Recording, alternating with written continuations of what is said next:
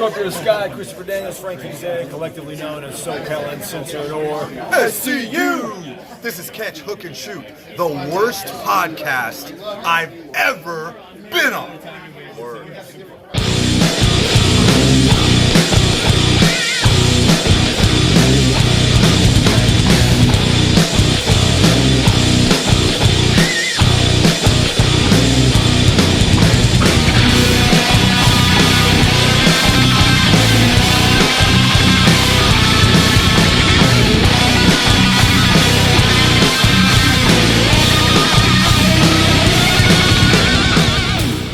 What's going on, everybody? Welcome to Catch, Hook, and Shoot. Today is Sunday, March the 1st, 2020.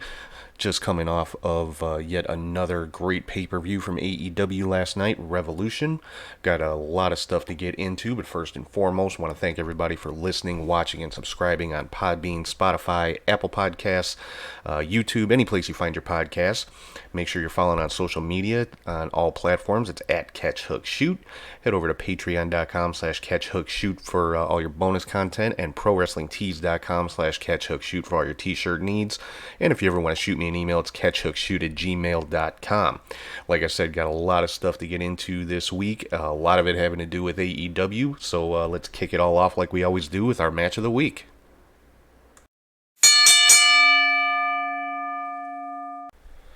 So for this week's match of the week, it was kind of a hard decision. There was quite a few good matches out there this week, but yeah, my pick for match of the week this week is Pac versus Kenny Omega in a 30-minute Iron Man match from AEW Dynamite this past Wednesday. Yeah, it was a fantastic match between these two guys. Pac was very, very dominant throughout most of the match. At the end of the 30 minutes, it actually ended in a 1-1 tie, and really the only reason that Omega had that one victory in the 30 minutes is because Pac got himself disqualified early on in the match, and it was a strategic move on his part.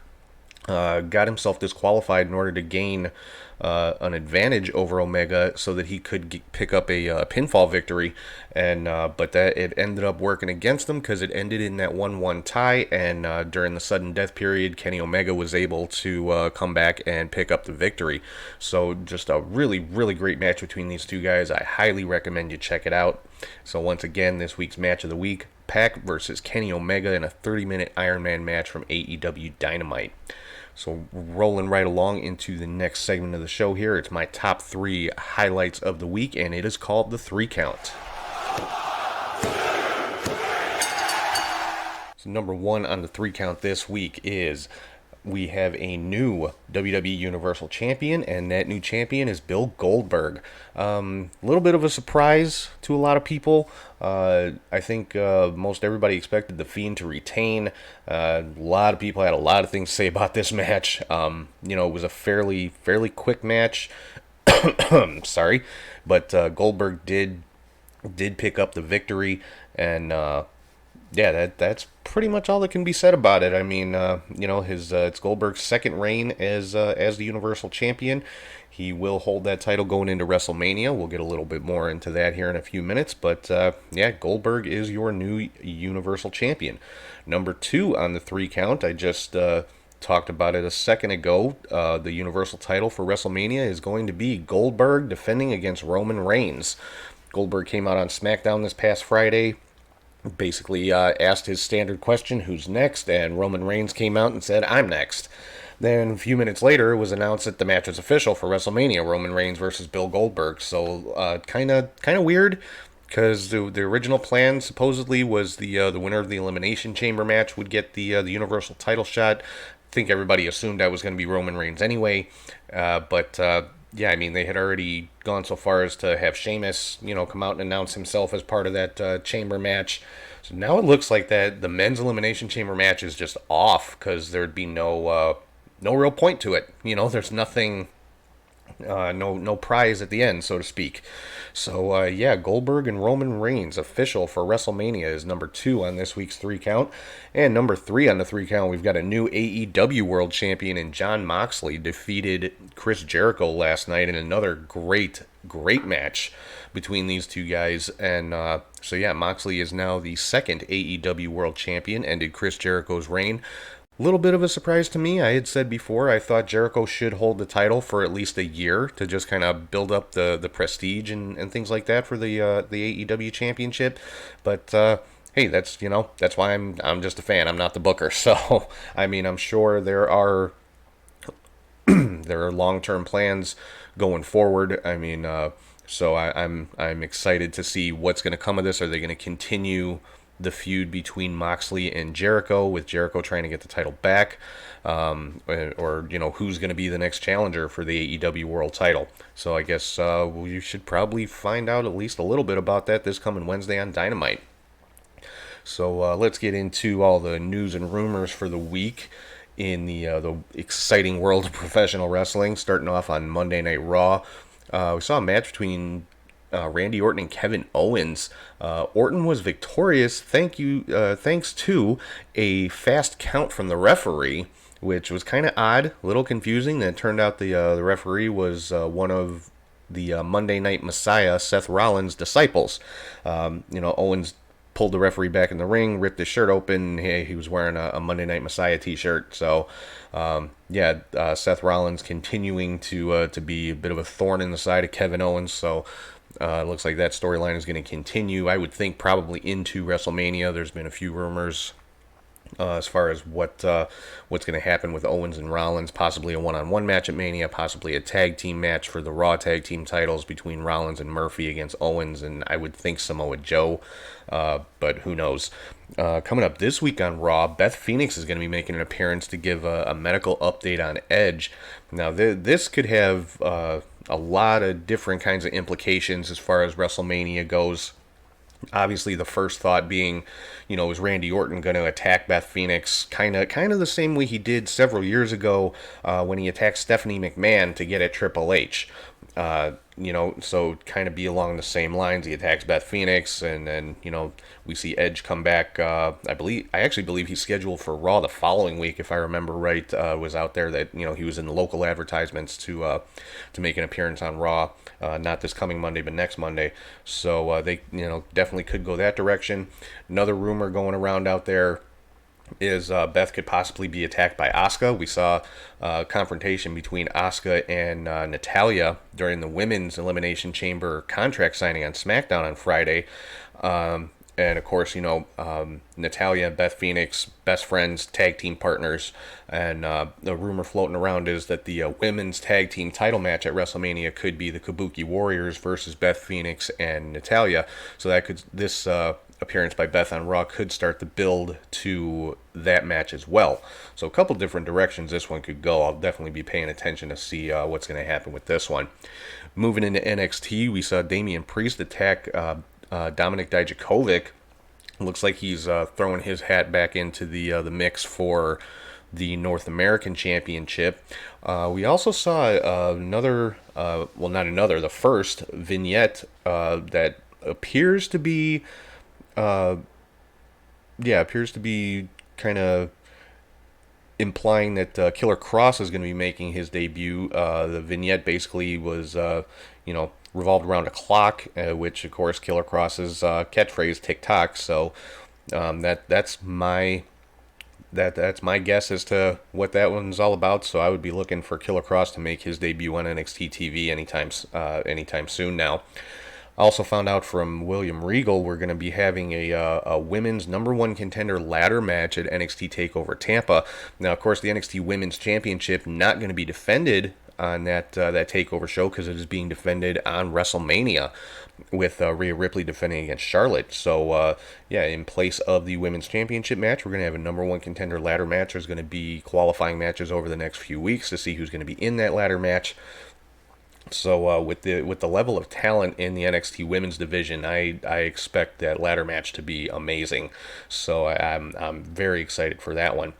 Also had Finn Balor come out on NXT and ended up getting attacked by Fabian Eichner and Marcel Bartel from Imperium, and wasn't explicitly stated, but I'm thinking it's going to be announced over the next couple of weeks. I think we're going to be seeing Balor taking on Walter at Takeover Tampa for the NXT UK title. That match, I'll say right now, that match has the potential to steal the show with those two guys.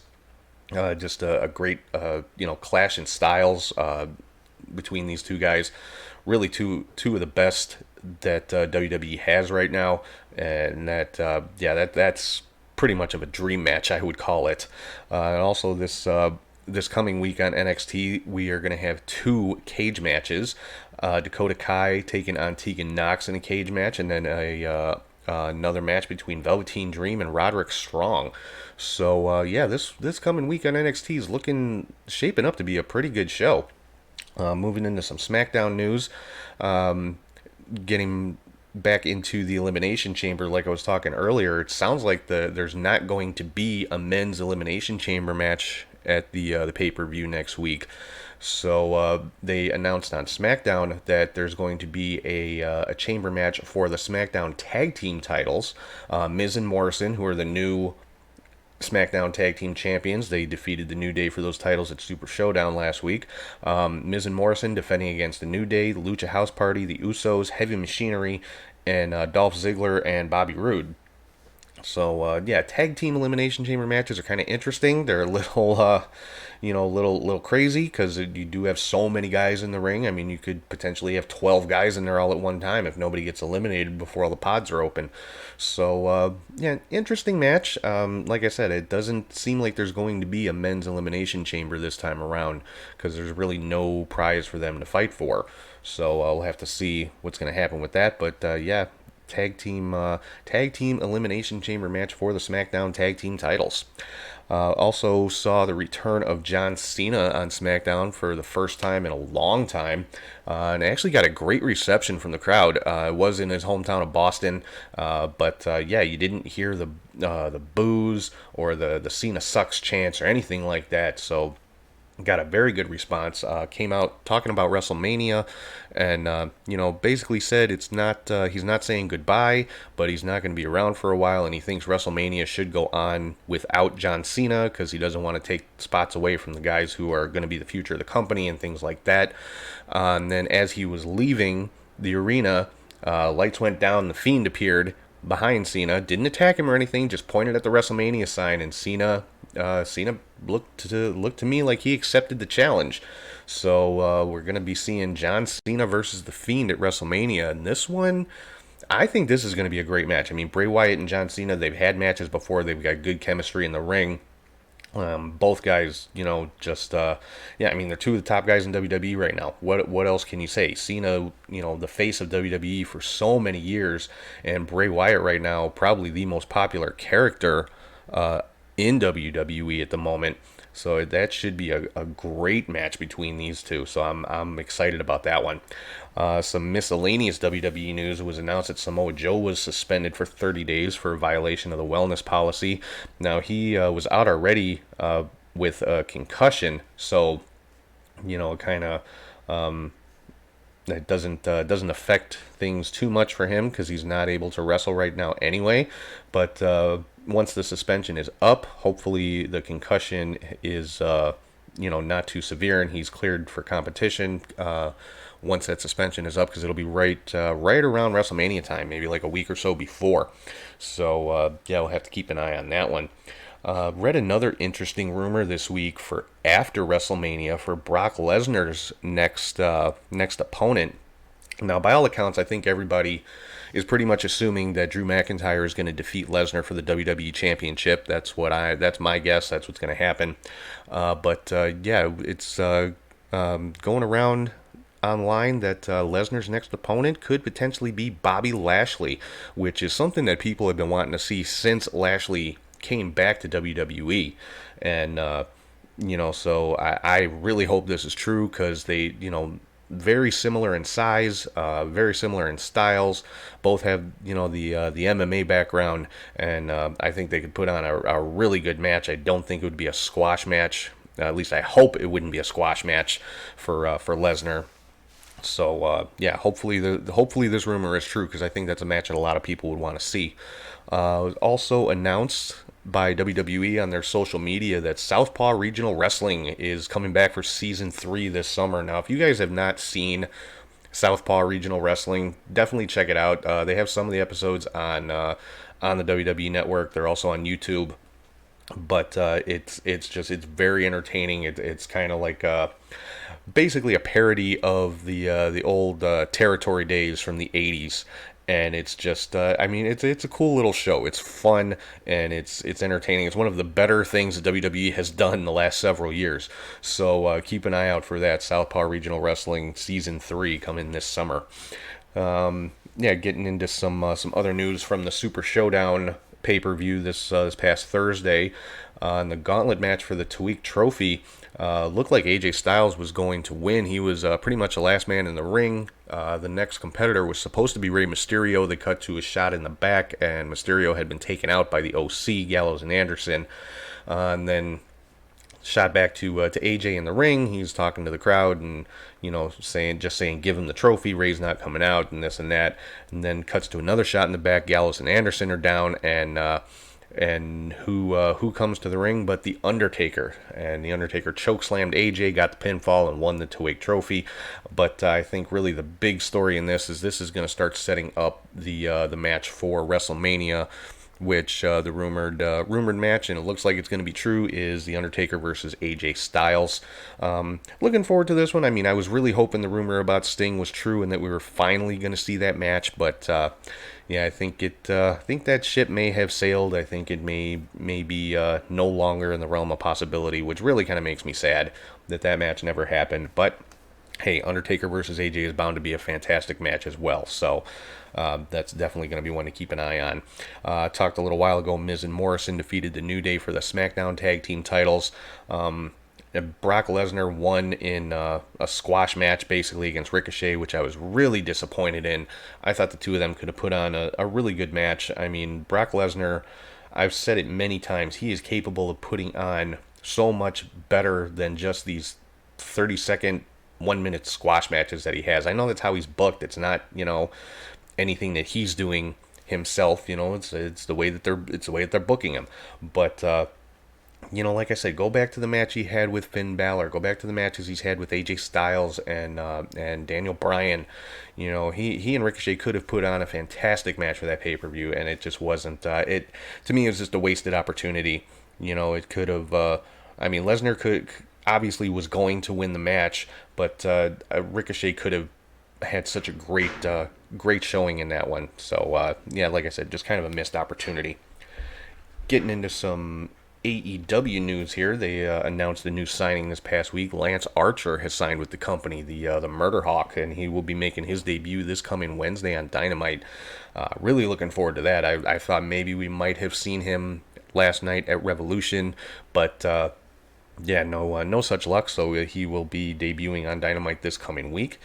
Also, last week on Dynamite, we had a recorded promo from the Dark Order, and Evil Uno basically made a reference to making Christopher Daniels obsolete. And anybody who has followed the Matt Hardy story the last several years knows that's another one of his catchphrases, just like delete and things like that from his Broken character. So they are really dropping some not so subtle hints that Matt Hardy is going to be the Exalted One, and I'm all in for that one. I think that's just a great piece of booking right there to put Matt Hardy as the Exalted One of the Dark Order. And of course, we had the Revolution pay-per-view last night. This honestly was the best pay-per-view that AEW has put on so far, and that's saying a lot because every pay-per-view they've done has been very good. But yeah, it was just top to bottom. Every match was great. On the pre-show, the Dark Order did defeat SCU. Colt Cabana made an appearance to help out SCU after the match was over when SCU was getting beat down by the Dark Order. There was a little bit of a tease that Christopher Daniels could have been joining the Dark Order, came out wearing a black cape and things like that. That turned out to be a swerve. And he came in and helped out SCU and Cabana. So they're obviously continuing with the SCU Dark Order storyline. And like I said, I would think we're going to be seeing Matt Hardy popping up in AEW sooner rather than later. By all accounts, his contract with WWE ended at midnight last night. So potentially could see him as soon as this Wednesday. Who knows? Yeah, some other news. I already talked about Jon Moxley defeating Chris Jericho for the AEW World Championship. MJF defeated Cody in a little bit of a surprise. Using his typical underhanded MJF tactics, used the Dynamite Diamond Ring to punch Cody when Cody was going for the Crossroads, and ended up getting a pinfall. And first, we saw the first little bit of miscommunication, a little bit of a chink in the armor of the Nightmare family. Cody was out on the floor when Wardlow had a hold of Brandy Rhodes, and Cody went to kick Wardlow. Wardlow sidestepped him, and Cody ended up kicking Arn Anderson. And that so they're, I don't know if they're necessarily teasing a turn by Arn, but it's definitely showing a little bit of miscommunication, and like I said, a little bit of a chink in the armor there for the Nightmare family. And some great matches. I mean, if you didn't see the pay-per-view last night, go back and watch it. I don't want to spoil too much if you haven't seen it yet, but the match with Darby Allin and Sammy Guevara was just amazing.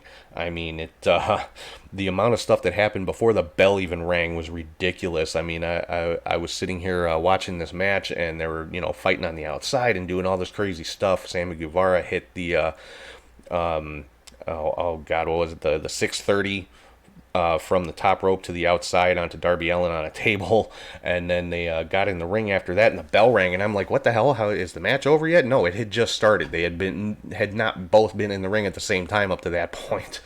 But yeah, I mean, a fantastic match between these two guys. And I mean, for me, the match of the night was the tag team championship match between the Young Bucks and Hangman Page and Kenny Omega. Just a ridiculously good match between these four guys. It told an amazing story. I mean, the story with the kind of I don't want to say crumbling of the Elite quite yet, but all of the dissension and things like that among the members of the Elite. This match told that story beautifully, and there was a little bit of a tease at the end of the match. Page and Omega did retain the World Tag Team titles. A little bit of a tease there at the end that Page was going to turn on Kenny Omega, and acted like he was going to hit the buckshot lariat while Omega's back was turned, but then Omega turned back around and kind of caught him a little bit. So even the commentators made mention of it, like, did I just see what I think I saw? So they're really playing this up that at some point Hangman is going to turn on the Elite, and I'm here for that one too. I think Page is going to make a great heel once he makes that full turn. Getting into a little bit of Impact news. If you guys have not been watching Impact, I keep saying, check it out. There is a best of 5 series going on right now between Michael Elgin and Eddie Edwards. They're tied right now at 2-2. The 5th match will be coming up this week on Impact. The winner gets a title match at the Rebellion pay-per-view. But, these guys put on 4 fantastic matches. Every week it's a match of the week candidate for me with these two guys. So if you have not been paying attention to Impact, I keep saying give them a shot. Check it out Tuesday nights, either on Twitch or on Access TV. Whatever, just check it out. And coming up this week, there's going to be a world title match between Taya and Tessa Blanchard. So as far as I'm aware, first time ever 2 women going for the top title in a promotion, for the Impact World Championship. So I'm looking forward to that one. I mean, it's Taya and Tessa. I can't even fathom the two of them putting on anything other than a stellar match. I mean, just a couple of weeks ago at Warrior Wrestling, they were literally fighting right on top of the table that Charlie and I were broadcasting from. So, two of the best in the business right now in Taya and Tessa Blanchard. So really looking forward to that one. And talking about Charlie, I'm going to kick it over to him right now. He is here with your Indie Cut.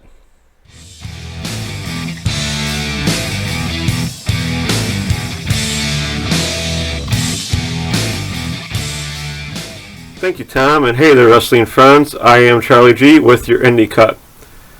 It was a short week on the indie scene, so let's get to it with the results from the Qatar Wrestling Super Slam 2 show from the 21st, where Brian Pillman Jr. lost to Enzo, which to me is a shame, but everyone has their own agenda. White Eagle defeated Matt Cross and Matt Sydal.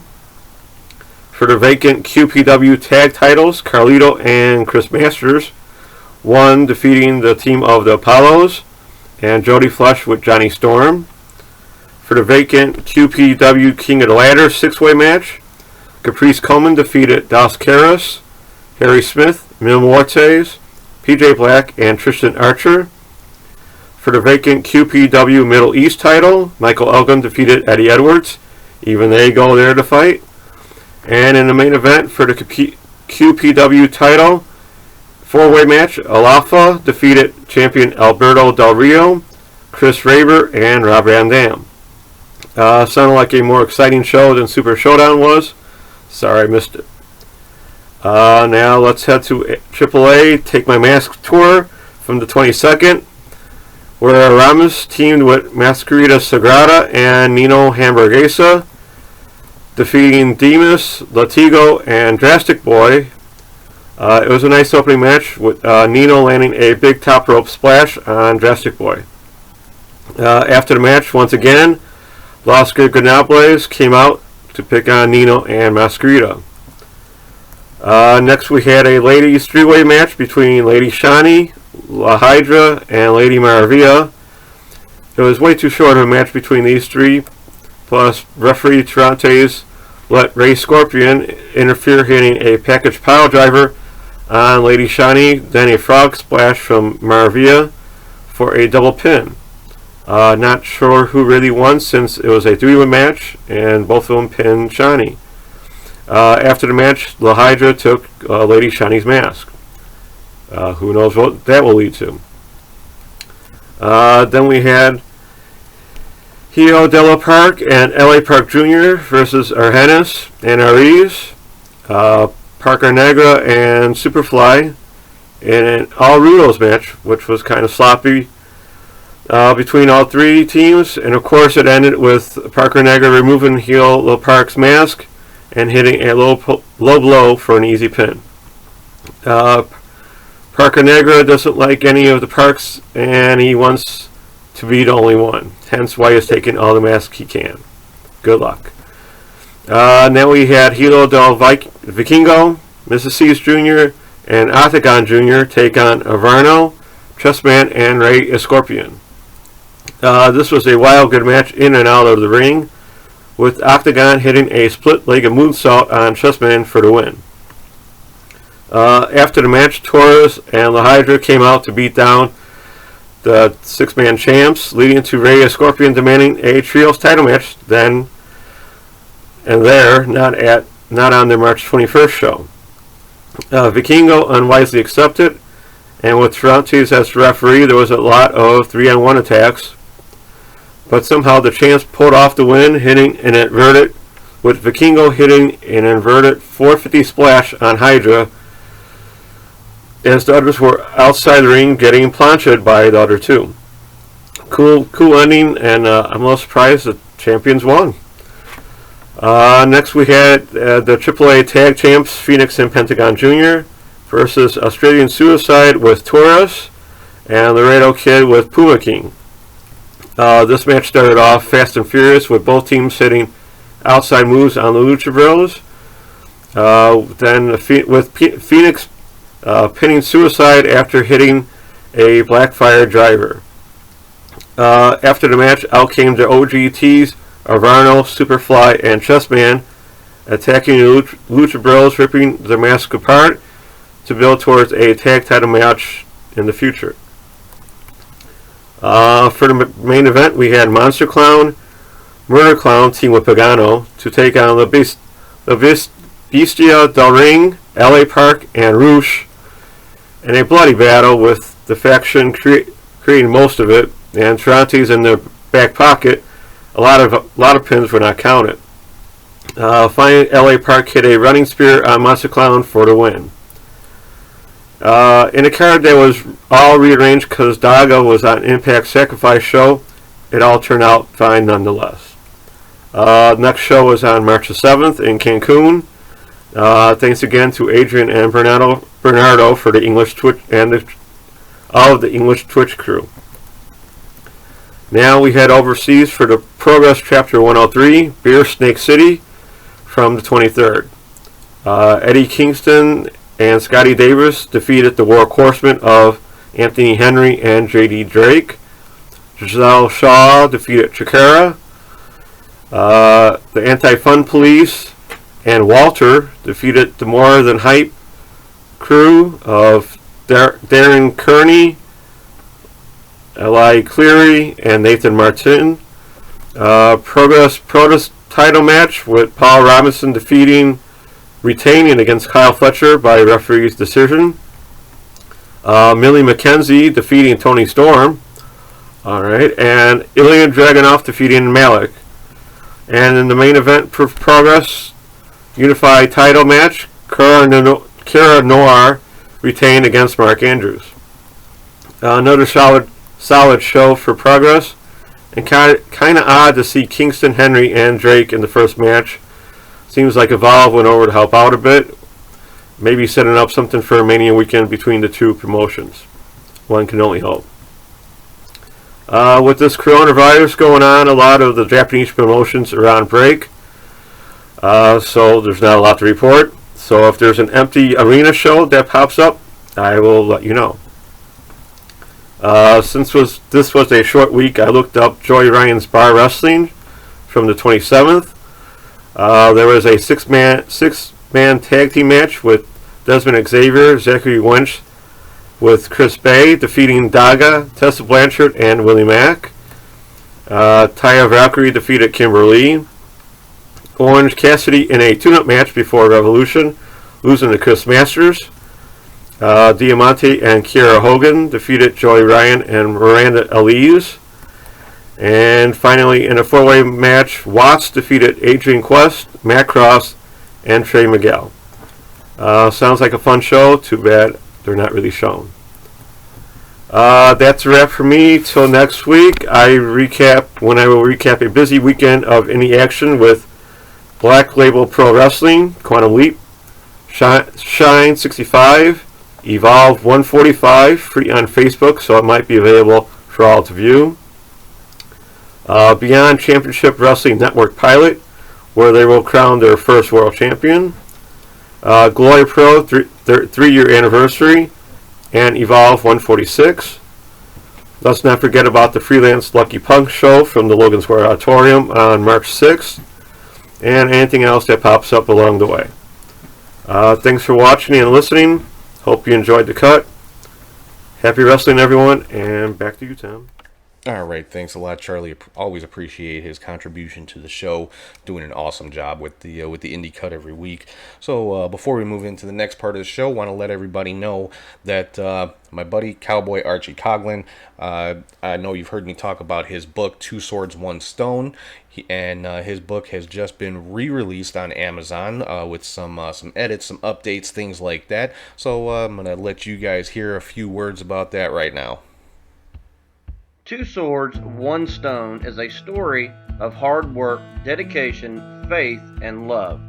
Set in the 1300s, a small-town man finds himself on a long path of enlightenment. Troy Carter learns that his brother is alive after 17 years of being told of his death. Before Troy and his father set out to find his brother, he finds that an evil Dark Lord named Cain is seeking to kill Troy and his brother to stop them from finding the two swords of power. Can the brothers come together to fight off Cain and his army to save the people they love? Find out where Troy will end up in this stunning story.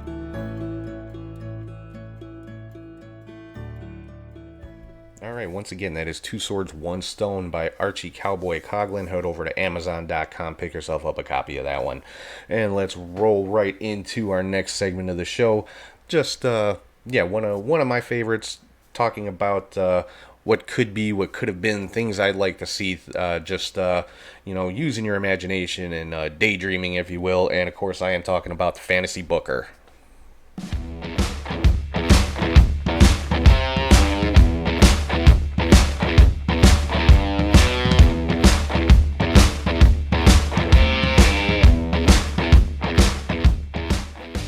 doing something a little bit different for the fantasy booker this week. I know normally I just talk about a fantasy matchup between two guys or two tag teams, whatever it might be.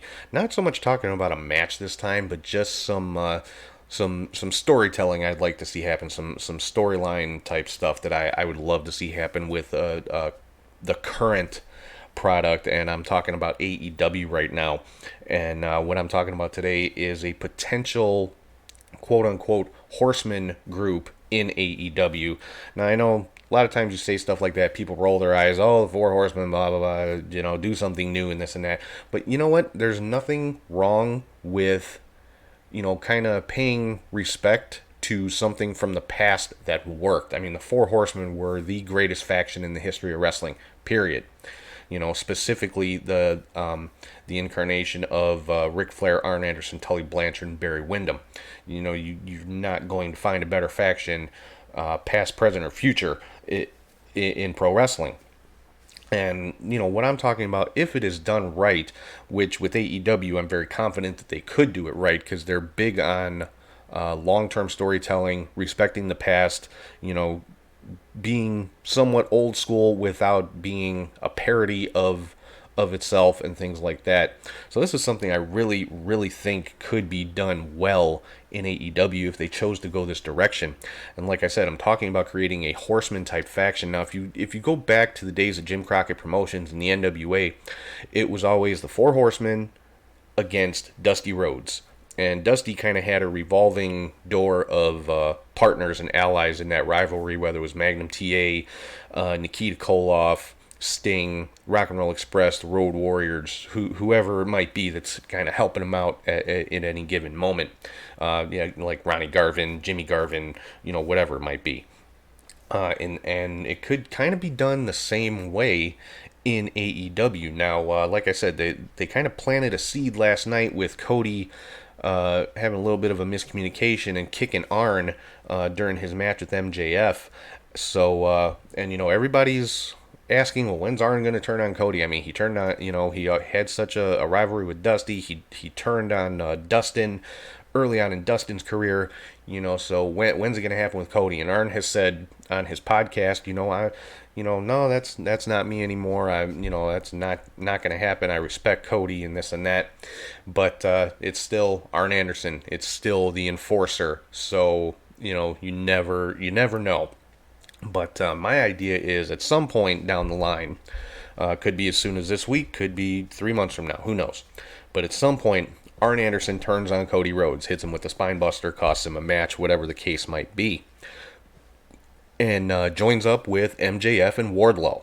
And there's your first two members of the faction right there. MJF, for me, is the top heel in the business right now. Not just AEW, but in wrestling. He is the best heel in wrestling right now. He hits all the marks of what makes a great heel.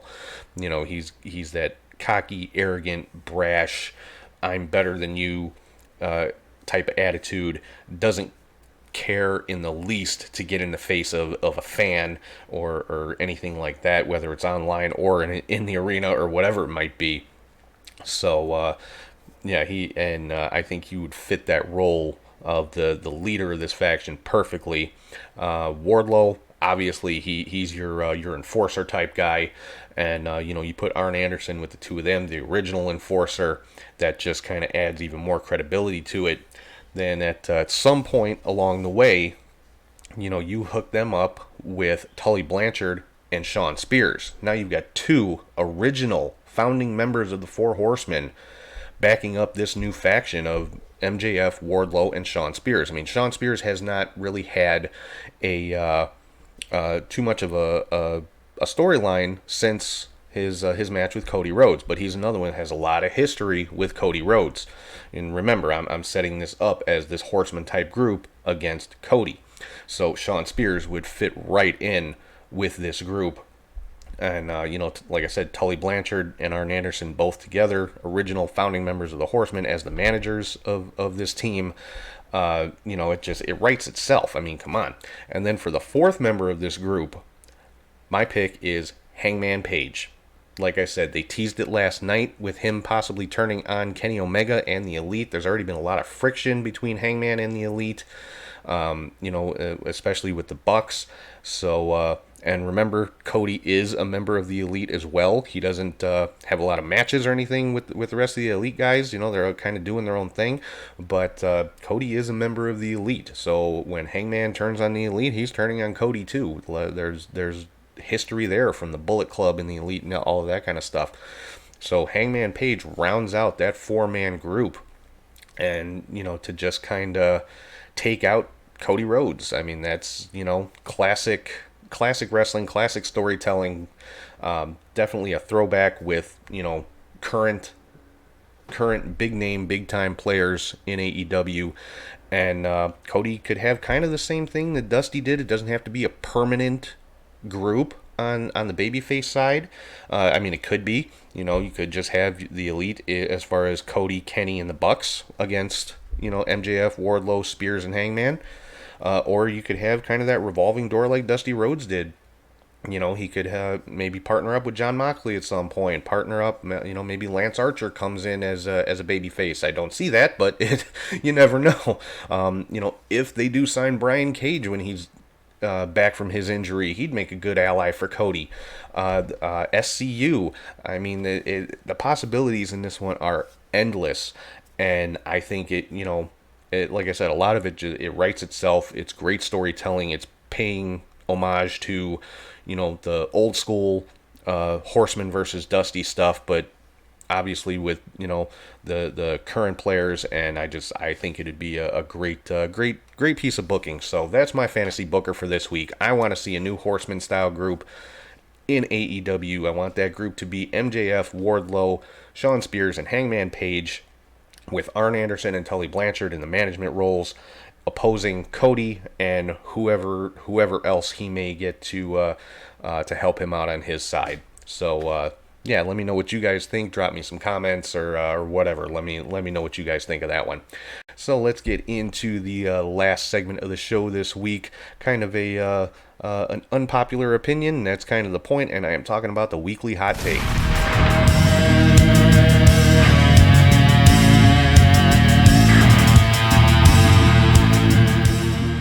My hot take for this week is this: losing the Universal title will not kill the Fiend character.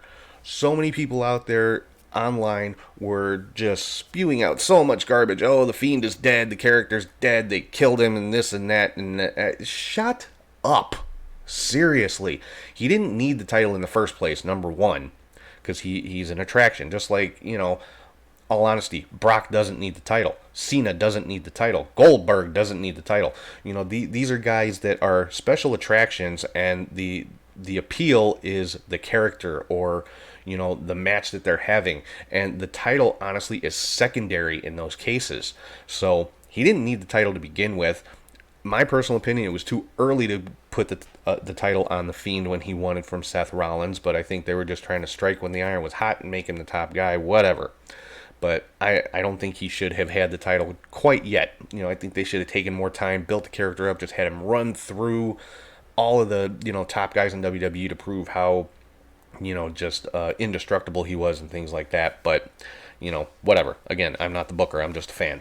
But, losing this title is not going to kill him. As we saw on Friday when he appeared, he still got the same pop that he always gets, and they're putting him in there with an even more high-profile opponent in John Cena at WrestleMania. And I'm going to go on record and say this right now. John Cena will put Bray Wyatt over at WrestleMania. I am picking The Fiend to defeat John Cena at WrestleMania. That's my opinion. That's what I think is going to happen.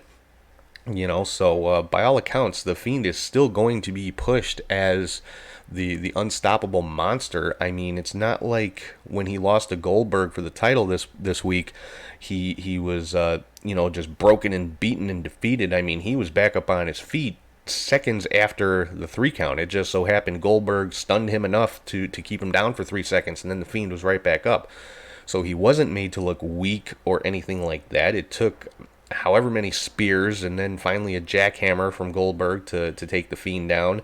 to hold him down for 3 seconds, and then, like I said, he was right back up. So I don't think losing the Universal title really does any kind of damage to the Fiend character. I mean, okay, it's a loss. So what? It's pro wrestling. When it comes to WWE, wins and losses really don't count for too much. So, unless I mean, if he starts losing on a weekly basis or something like that, then yeah, there's a problem. But no, he took one pinfall loss, and it didn't, to me, it didn't do anything to damage the character. It's not going to kill the character. It's not going to kill any of his mystique or anything like that. And I think the reason they went that direction, I mean, it's pretty obvious they're going to put the Universal title back on Roman Reigns at this point. I don't think they wanted Roman to defeat The Fiend at WrestleMania for that title, because it would not have gotten the reaction from the fans that the WWE, specifically Vince McMahon, wants. They want Roman to be cheered. They want people to be behind him. They want people to want him to win. And, with as angry as people seem to be that Goldberg is the Universal Champion, they're going to get behind Roman now, and they're going to cheer him to when he wins that title, which is more than likely what's going to happen. And then at some point down the line, you can pair up Roman with The Fiend and possibly put the title back on The Fiend at that point. I think it was actually pretty smart of WWE. I mean, I said a little while ago I don't think it was a good idea to put the title on The Fiend when they did, but taking it off of him before WrestleMania was a smart move, because I think the potential match that had been being rumored for so long with The Fiend versus Roman Reigns, and Roman quite possibly beating The Fiend for the Universal title at WrestleMania, I think it would have been disastrous, from the perspective that the fans would have hated it. So I think this was the right move on WWE's part in this particular situation. Like I said, The Fiend is going to go over John Cena at WrestleMania. I mean, Cena is going to put Bray Wyatt over. I really don't have any doubt of that. So that is my weekly hot take for this week. I actually do not have a troll of the week this week. I just honestly didn't spend enough time online to find one, and I don't typically go hunting trolls down. I just kind of as I'm scrolling see which ones stand out to me. But didn't really find anybody worthy of the honor this week. So we're gonna skip the troll of the week for this week. But I'm sure it'll probably be back by next week. So that is going to wrap things up for this week on Catch, Hook, and Shoot. Once again, I want to thank everybody for watching, listening, and subscribing on YouTube, Podbean, Spotify, or wherever you get your podcasts from. Make sure you're following on all social media platforms at Catch, Hook, Shoot. Patreon.com/CatchHookShoot for bonus content, and ProWrestlingTees.com/CatchHookShoot for all your t-shirt needs. And if you ever want to send me an email with your questions, comments, anything under the sun, anything you want to say about the show, it's catchhookshoot@gmail.com. And going to end the show as I always do, like I've been telling you guys for so long, since the beginning of this year at least. Make sure you're telling everybody who's important to you how important they are. Make sure you're showing them.